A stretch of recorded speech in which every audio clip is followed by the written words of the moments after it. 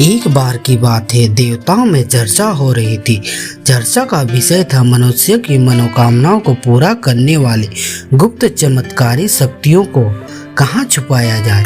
सभी देवताओं में से इस पर बहुत वाद विवाद हुआ। एक देवता ने अपना मत रखा और कहा कि इसे हम एक जंगल की गुफा में रख देते हैं। दूसरे देवता ने उसे टोकते हुए कहा, नहीं, हम इसे पर्वत की चोटी पर छिपा देंगे। उस देवता की बात ठीक पूरी भी नहीं हुई थी कि कोई कहने लगा, ना तो हम इसे कहीं गुफा में छिपाएंगे, ना ही इसे पर्वत की चोटी पर, हम इसे समुद्र की गहराई में छिपा देते हैं। यही स्थान इसके लिए सबसे उपयुक्त रहेगा।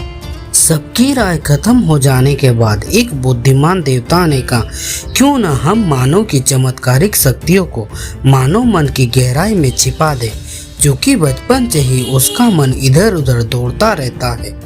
मनुष्य कभी कल्पना भी नहीं कर सकेगा कि ऐसा अद्भुत शक्तियाँ उसके भीतर छुपी हो सकती है और वह इन्हें बाहर जगत में खोजता रहेगा। अतः इन बहुमूल्य शक्तियों को हम उसके मन की निचली तह में छिपा देंगे।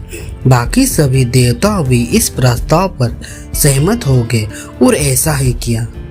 मनुष्य के भीतर ही चमत्कारिक शक्तियों का भंडार छिपा दिया गया है। इसलिए कहा जाता है, मानव मन में अद्भुत शक्तियां निहित है। इस कहानी का सार यही है कि मानव मन असीम ऊर्जा का कोष है। इंसान जो भी चाहे वो कर सकता है।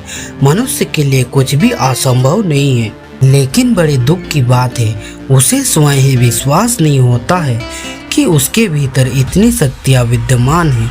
अपने अंदर की शक्तियों को पहचानिए। उन्हें पर्वत, गुफा या समुद्र में मत ढूंढिए, बल्कि अपने अंदर खोजिए और अपनी शक्तियों को निखारिए। हथेलिये से अपनी आंखों को ढककर अंधकार होने का शिकायत मत कीजिए। आंखें खोलिए, अपने भीतर झांकिए और अपने अपार शक्तियों का प्रयोग कर अपना हर एक सपना पूरा कर डालिए। धन्यवाद।